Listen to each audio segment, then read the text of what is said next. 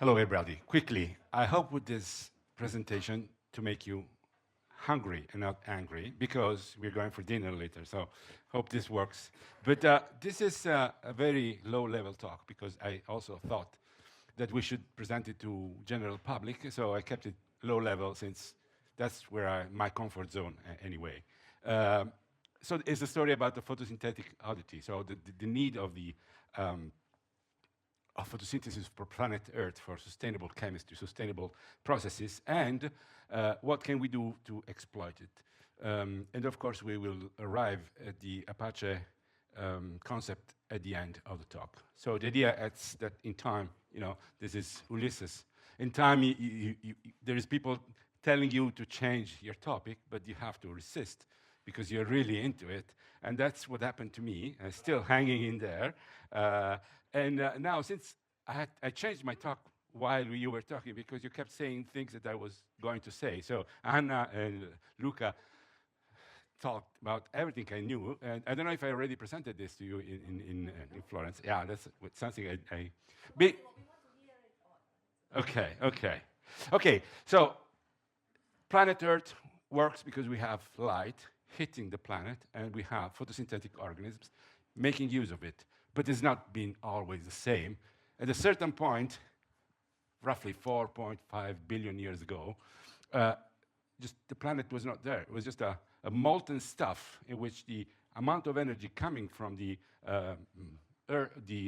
hitting of the particles one against each other made a lot of energy available. And for large part of this period, which I call the molten planet, nothing about life could be thought. So no life here, most probably, but this we can call it the age of nuclear chemistry.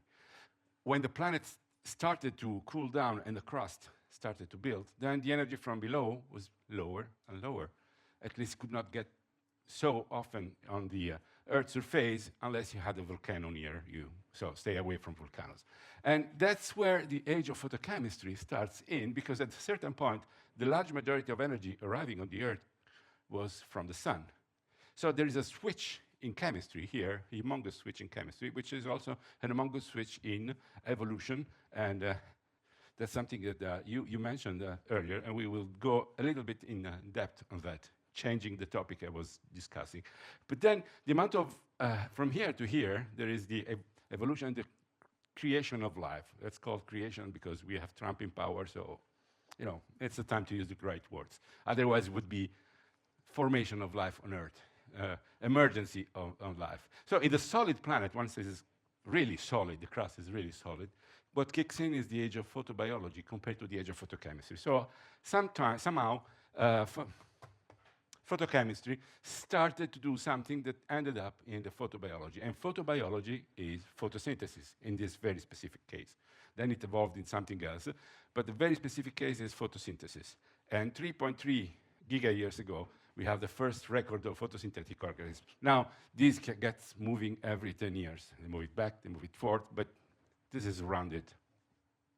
And of course, there is a legacy between photosynthesis and Galileo Galilei.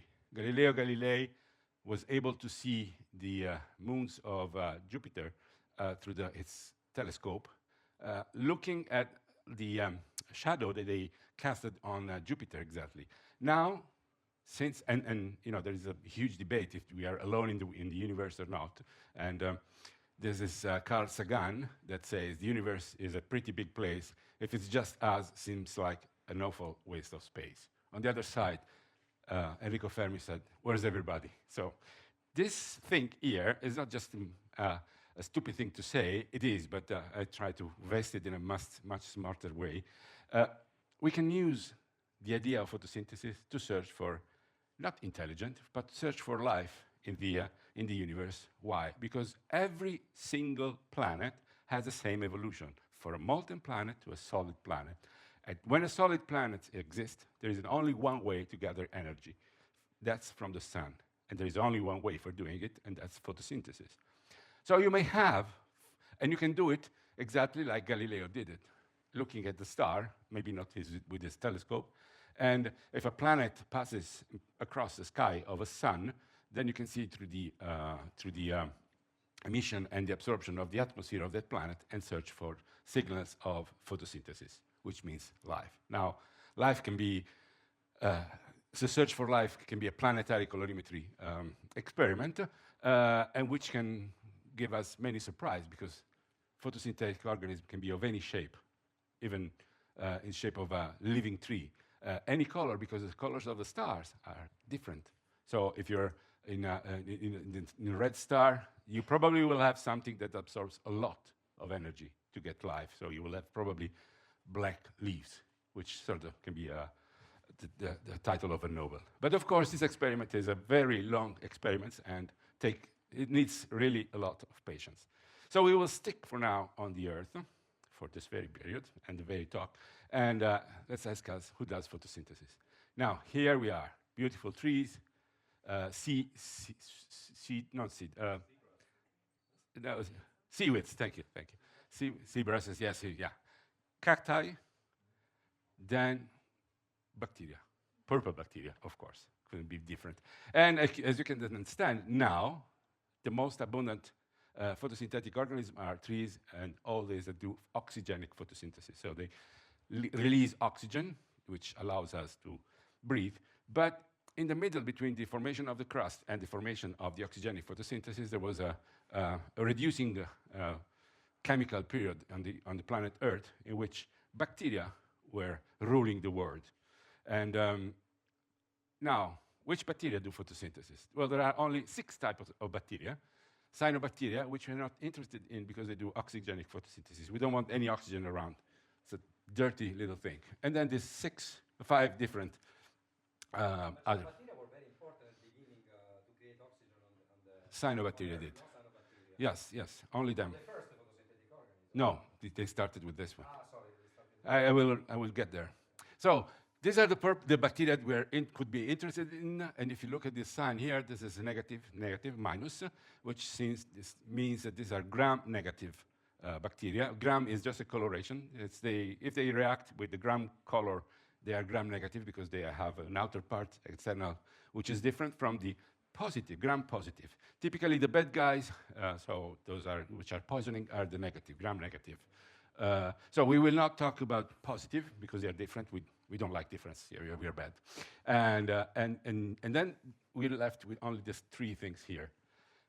Now, they prosper on Earth, but they do not like to be cultivated in lab.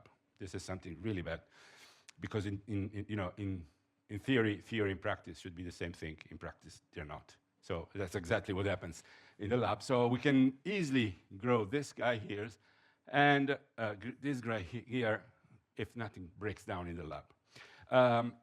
So we... It's pulp on non-sulfur, right? Non-sulfur. What we are growing? Non-sulfur. We are growing non-sulfur, green, both non-sulfur, green and... in this... Medium is non-sulfur? Yes. I thought it was green sulfur. I can grow also. If anything wrong... No, it's okay. I will. If I don't take another heart attack, I will... 1 month after our kickoff meeting, I landed up in the hospital with an heart attack. So I stayed out of business for 3 months. So sorry for being late. Anyway, so this is just one example already showed by many of you. This is Rhodobacter spheroides, my preferred organism. See, it's constituted by an external outer membrane, an inner membrane. Between it, there is a periplasm.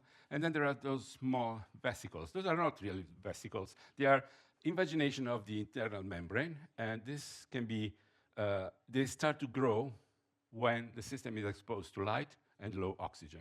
And that would be the dynamic of the growth I was asking about the first speaker. That would be very interesting in seeing it developing. Now, this here can be isolated. This is an image of a chromatophore. And this is made of few kind of proteins, only the photosynthetic apparatus. The LH2, you already heard of this. We will see them in little detail. The LH1 as shaped here. Then this reaction center, the blue one. And this other purplish protein, which is called the cytochrome BC1. So the activity for which chromatophores and photosynthetic bacteria are known for our life is not changing the world, is moving protons from inside to the outside of the membrane. then those protons will start this protein, which is called ATP synthase. At the protein, the enzyme that synthesizes the ATP, which is the energy coin of the organisms. Now, this is the actual design of a chromatophore. Is a closed vesicle obtained from the bacteria, roughly 60 to 100 nanometers, depends on several conditions. But inside the chromatophores, there are these antennas. So this is the photosynthetic assembly LH2, light harvesting antenna 2. Those small rings that Luca was showing you, this is just a better design. Very, very, it's a biochemistry paper 2021. They had this nice X-ray structure. And you can see here, from the top view and the side view, the entire proteins, which is the entire complex, which is made of two proteins, the one that was mentioned by Luca, alpha and beta. And if you strip away the protein, you see the circular of the LH2. And again, the LH2, light harvesting, is composed by an upper circle of chlorophyll, a lower circle of chlorophylls, and some carotenoids. Nobody thinks about carotenoids, but carotenoids are extremely important for three reasons. Protecting against excess energy as a triplet valve, increasing the cross-section of the chromatophores, or generally speaking, of the function for the photosynthesis, and holding together a transmembrane protein. They also have a structural role. They are these very long. Very, very long. They span, if you see here, they span here. They span both rings and the entire length of the membrane, of the complex, and hence the membrane. Now, small one, larger one. And then where and who absorbs? Here is the spheroidine, which are the carotenoids I just showed, that absorbs between 410 and 540. Then we have the two main absorption of the bacterial chlorophyll, upper circle and lower circle. Then we have this QX band, which was exactly what Luca was saying, the low, the one with the lower dipolar momentum, transition, thank you. And it's common to both the circle of bacterial chlorophylls. If you want to see papers, for the first part, it was good. I put a QR code. Then when I started my stuff, I did not. Now, the other one is the huge complex, really huge complex of LH1, light harvesting 1, and reaction center. Now, in the case of Rhodobacter spheroides, grown under sanitary conditions, you get an S-shaped organization of antenna that surrounds this guy here. It is the photosynthetic reaction center. This is the top view. This is a side view. You can see again here, the side view, you can see stuff that cross all the, and these are carotenoids again.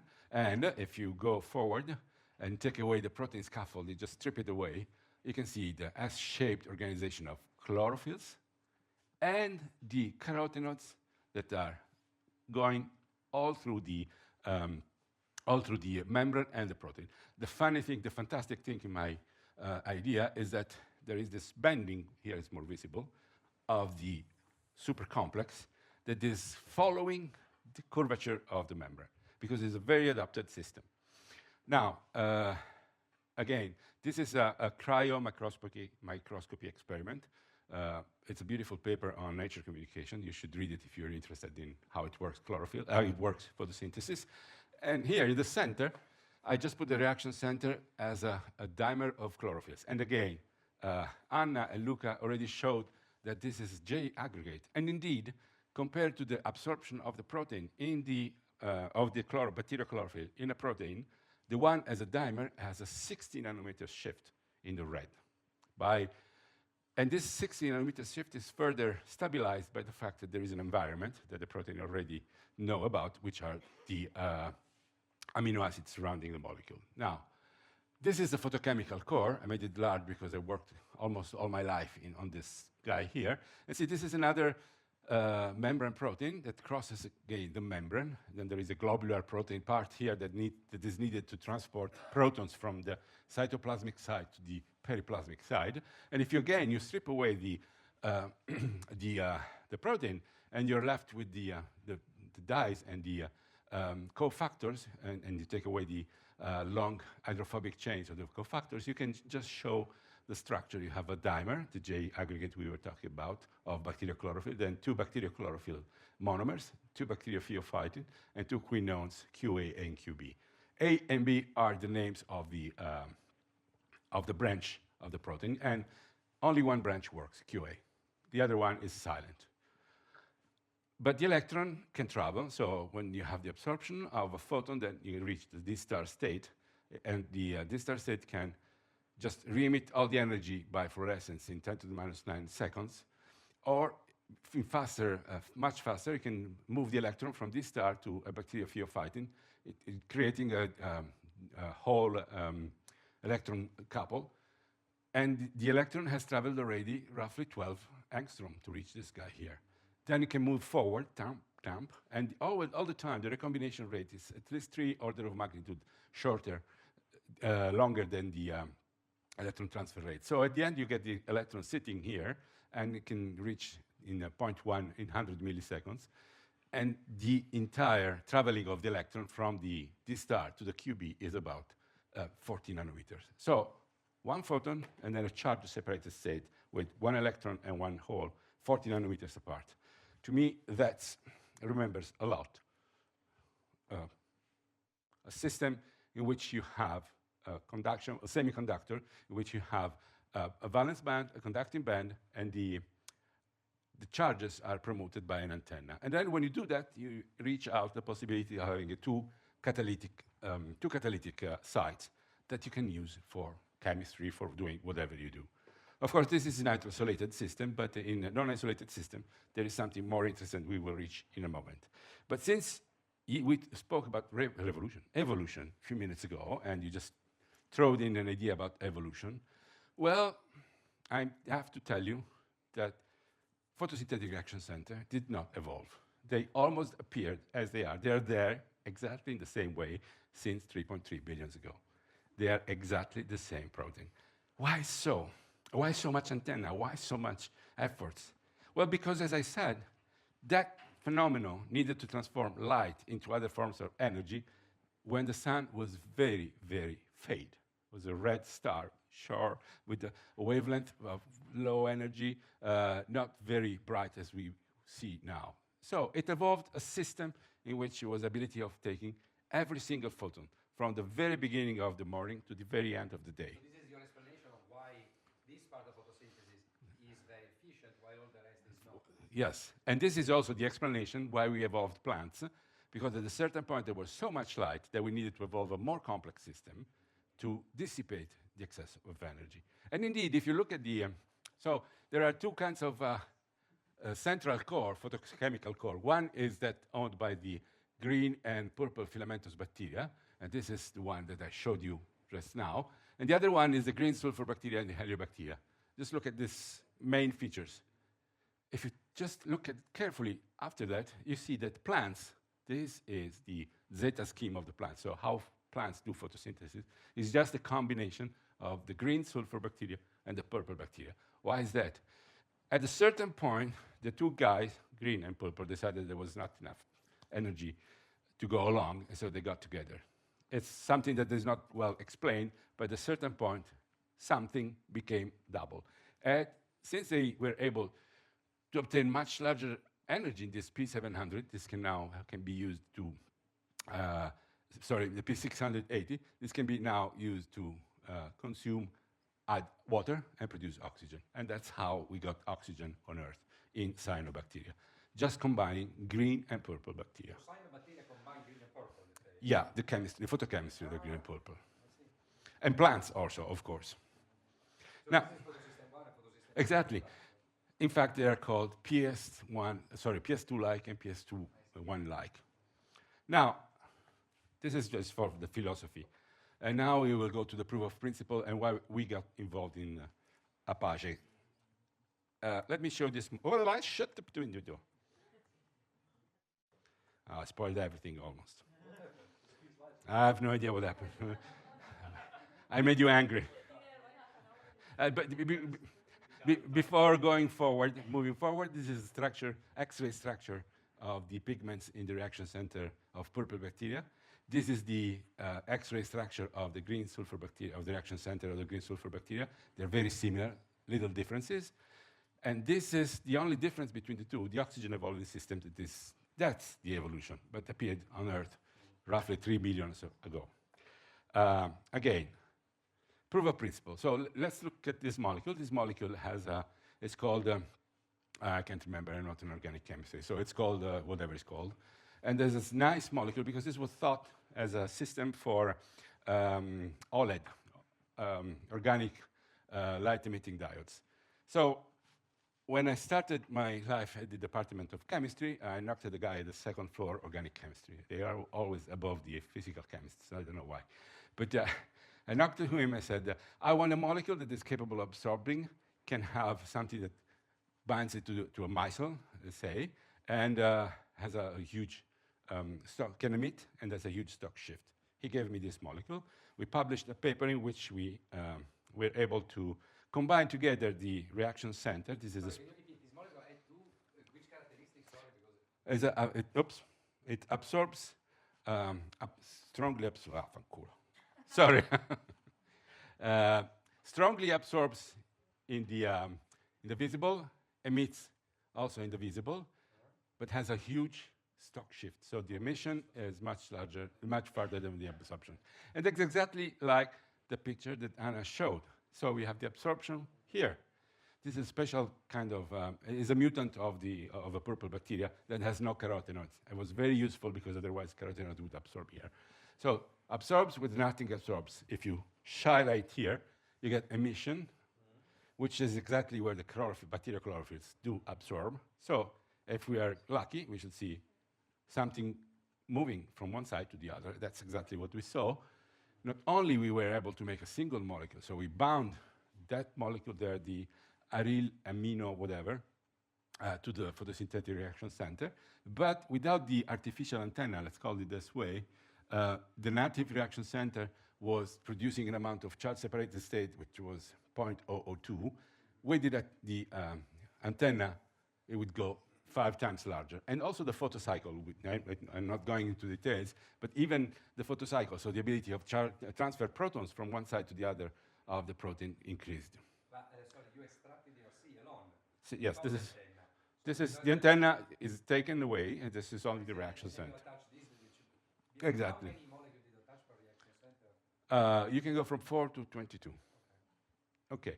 The nice thing is that we were also able to make an X-ray structure of this combined system. See, this is the dimer, the one I showed you before. This is the monomer of bacterial chlorophyll. And this is the binding site of this AE molecule. And if you look at the distance between the two species, which are very, very highly absorbing, they are at 39 and 29 angstrom. Now, I don't know why it disappeared, but I have a calculation and show that there was Foster efficiency. Oh, here, at least the value, it's here. The distance, the Foster distance is 54 angstrom. This is much smaller, so we had Foster. Actually, I don't know if I have it, no, I don't. But if you shine light, you can see the emission of the disappearing completely and the appearing of the charge separation state. Anyway, so this is the proof of concept. So here we're talking something that works exactly at the opposite that we want everything in Apache, but at least works. So a dye and a protein can talk to each other. So we started to make other artificial antennas. We also made this artificial antenna, which is a sign-in that's specifically shown for Sandra. And we also had this, our first contact with the group of the Lens, Roberta Ragni made up this beautiful sign-in, which was bound to the protein for making an artificial antenna, and it was published in, it's already 6 years ago. And there is one thing that shouldn't be there. Okay. And we showed that in one direction things can work. So that's, I don't know how, I ended up talking to Luca. He had this idea of doing the opposite direction, and so we started working together in Parma. Mariangela, okay. And then we went to Parma, okay. So now some application because it's time to leave in a few minutes. I will be very quick. So, I shifted dinner to 7. okay, you shouldn't have told me. Okay. Okay, just few application. where are we applying photosynthetic bacteria and bacterial photosynthesis in real world? And that's why I call it the quest for sustainability. We are working on environmental applications, non-aqueous biotechnology. And by the way, this is an important topic here for you guys that hate water. I mean, we can use alcohol, but I prefer drink alcohol. But we can use different stuff, and I will show you in a minute. Microbiotechnology, energy, sensing, space, ecopoiesis. This is not my topic, it's specifically for Gisela, and other stuff. I will go quickly through this, very few slides. Okay, non-aqueous solvent. Non-aqueous solvent is because the photosynthetic reaction center, but all the proteins you see, and even the chromatophores, are inherently hydrophobic. They don't like water. Actually, water doesn't like them.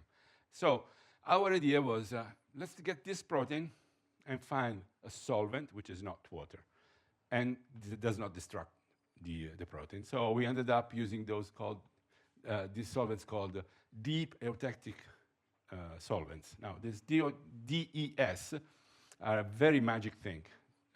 Chemists read and study since the first year the iron-carbon diagram. Iron-carbon diagram is a diagram where you have iron and carbon. Both have a different temperature of melting. But if you fix them, if you combine them at a very specific combination called the dietetic, they made up steel, thank you, steel. Well, the same thing you can do with sucrose and fructose. Rather than going at the temperature of melting iron, you can do it 80 degrees. So this is the melting temperature of component 1, sucrose, for example. This is component 2, fructose, at a very specific concentration, ratio of the two called the dietetic point. There is a glitch in the temperature of melting, and you get a solution that is liquid at room temperature, even lower temperature. You can have it. It's a perfect transparent solvent. You can see here. It depends on the components. You can have it. You can have it from slightly more than water, but never lower than water. Never ever, because if it's lower than water, then it's not dietetic. And how viscous is? I don't have it by heart, but I can send you the value. But I think it's lower, below 1, the one I used. Between the water and the glycerol, it's close to water or close to glycerol? Well, see, it's glycerol is just one of the components, I think. Oh, okay. No, it's closer to water. It's closer. You can pour it. Okay, you can pour it slowly, but you can pour it. Like oil. Yeah, like oil. And we started to do some experiments. For example, we were able to crystallize this protein, which is called lysozyme, beautiful crystals. And we did it in this test. Very convenient because they are also cryoprotectant, and so we could keep the crystal for much longer time, which is very interesting because much of biotechnological application required crystal of enzymes that are able to function in solid conditions. Or we did it with the reaction center. You can see here the normal behavior under excitation, just shy light, a flash of light, and you have charge recombination if nothing is present. And you can do it in 10 different deaths. This one here is choline chloride water, so it's almost like water. You can retain photoelectrochemistry, activity, spectral properties in these non-aqueous solvents. And the reason for that is because these solvents are made of two parts. They like each other so much that they stick to one to the other and completely ignore the solvent, the solute. So whatever is the solute, they are not taking care of it. So I had a master student this summer, this period here, and she wanted to make some experiments of non-biotechnological applications, so I gave him chromatophores, the one that you already have. Everybody does have my chromatophores. And she did the experiment, I will present it tomorrow, in deep eutectic solvents. And we have chromatophores in deep eutectic solvents, very good, and I think we will have to measure some properties. But that's a good way of avoiding water. Biotechnology, we took the chromatophores, yes, here. We built them in a giant vesicle. This is huge vesicles. and we added inside the giant vesicles. So this is the chromatophores. This is a giant vesicle. Inside you have orange aminoacridine that binds the mRNA. Then you have all the pieces to make up the T7 RNA polymerase. And you shine light of this giant vesicle, and you get the protein out of it, without nucleus, without anything, without really nothing. This is biotechnological application. This could be, rather than T7 RNA, it can be a transport RNA, something can be useful for vaccines.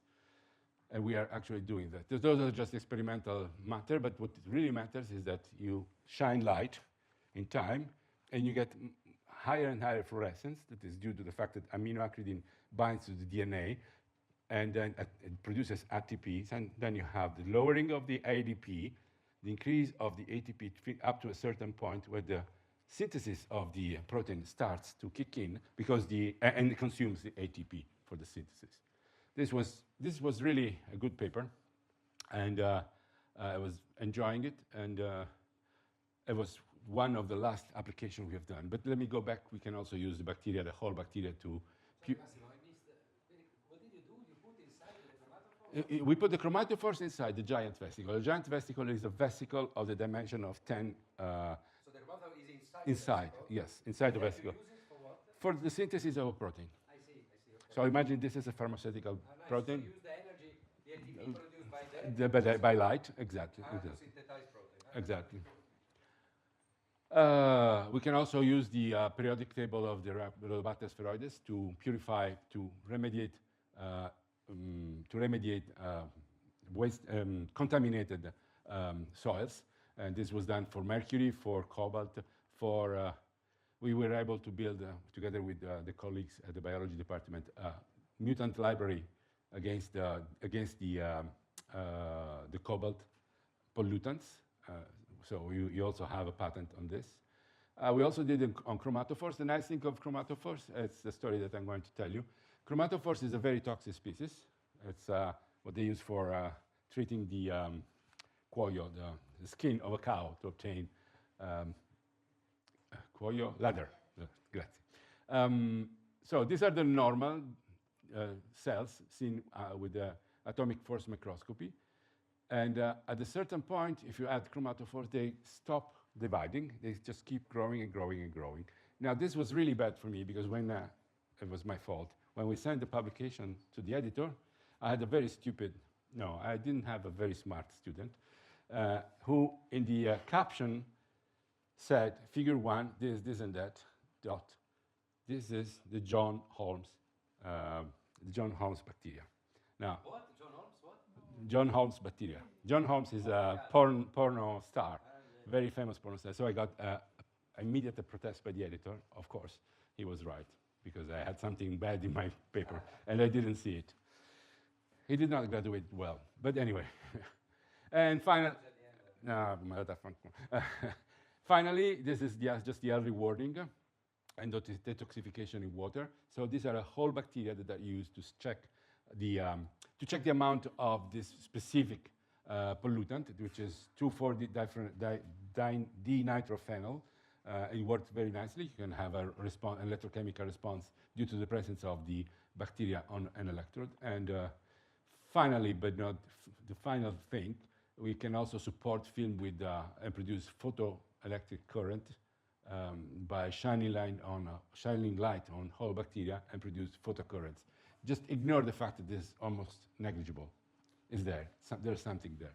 And this was done with Matteo Gattieri and Rossella. Rossella, probably most of you know her. She was in Florence with me. Again, another example. And so this is how we got into this business. And the business is bacterial photosynthesis. Complexes are nanoscale molecule structure with the unique ability to funnel the collected solar energy with almost 100% energy. So the dinner is getting closer and closer, because I'm almost there.